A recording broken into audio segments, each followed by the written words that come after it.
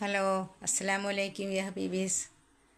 അങ്ങനെ ഫാത്തിമ ബീബി റളിയല്ലാഹു അൻഹ ആതിഥേയന് എന്ത് കൊടുക്കുമെന്ന് വളരെ വിഷമിച്ചിരിക്കുമ്പോൾ അള്ളാഹു താലയോട് ഫാത്തിമ ബീബി റളിയല്ലാഹു അൻഹ ദുആ ചെയ്തു. അള്ളാഹുവേ, എനിക്ക് ആ മനുഷ്യന് കൊടുക്കാൻ എൻ്റെ കയ്യിൽ ഒരു ഭക്ഷണ സാധനവുമില്ല, പച്ചവെള്ളമല്ലാതെ ഒന്നുമില്ല അള്ളാഹുവേ എൻ്റെ വീട്ടിൽ. ഞാൻ എന്ത് ചെയ്യും? എനിക്കൊരു മാർഗം കാണിച്ചു താ അള്ളാഹുവേ എന്ന് പറഞ്ഞു. അപ്പോൾ തന്നെ ഫാത്തിമ ബീബി റളിയല്ലാഹു തആല ഇരുന്ന മുറിയിൽ ഷെൽഫിൽ ഒരു പ്രകാശം കണ്ടു. ആ ഷെൽഫിൽ ഫാത്തിമ ബീവിയുടെ ഡ്രസ്സിൻ്റെ അടിയിൽ ഒരു ഡെപ്പി ഇരിപ്പുണ്ടായിരുന്നു. ആ ഡെപ്പി തുറന്നു നോക്കിയപ്പോൾ ഒരു മുത്തുമാല. ഇത് കൊണ്ടുപോയി ആതിഥേയന് കൊടുക്കാം എന്നും പറഞ്ഞ് ഫാത്തിമ ബീവി റളിയല്ലാഹു അൻഹ ആ മുത്തുമാല കൊണ്ടുപോയി, മിനുങ്ങുന്ന ഒരു സ്വർണ്ണ മുത്തുമാല.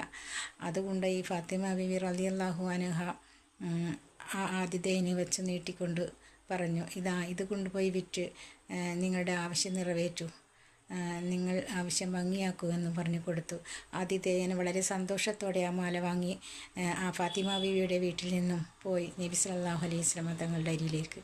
അവിടെ ചെന്ന് നബി സല്ലല്ലാഹു അലൈഹി വസല്ലമ തങ്ങൾ ചോദിച്ചു, ഫാത്തിമ ബീവി എന്താണ് തന്നത്?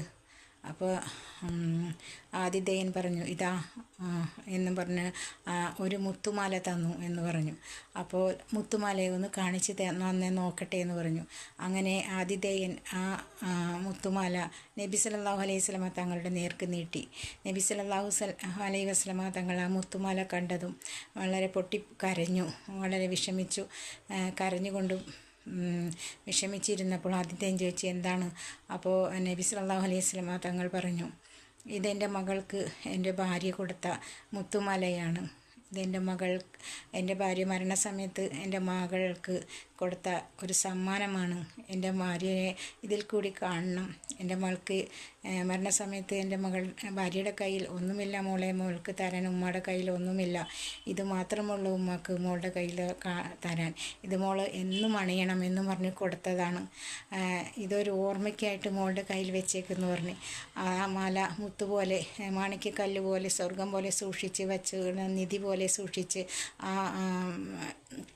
ഫാത്തിമ ബീവി റളിയല്ലാഹു അൻഹ ആ ഷെൽഫിൽ ഡെപ്പിൻ്റെ ഉള്ളിൽ വെച്ചു.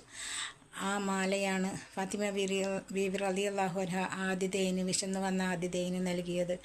ഫാത്തിമ ബീവി എത്ര കഷ്ടപ്പെട്ട് വന്നിട്ടും, എത്ര പട്ടിണി കിടന്നിട്ടും, ദാരിദ്ര്യം വന്ന് മക്കളെ ബുദ്ധിമുട്ടിച്ചിട്ടും, മക്കൾ വിശന്ന് വലഞ്ഞ് ഉറങ്ങിയിട്ടും ഫാത്തിമ ബീവി ആ മുത്തുമാല തുറന്നു നോക്കുകയോ അത് വിറ്റ് കാശാക്കി ഭക്ഷണ സാധനങ്ങൾ വാങ്ങാനോ നോക്കിയില്ല.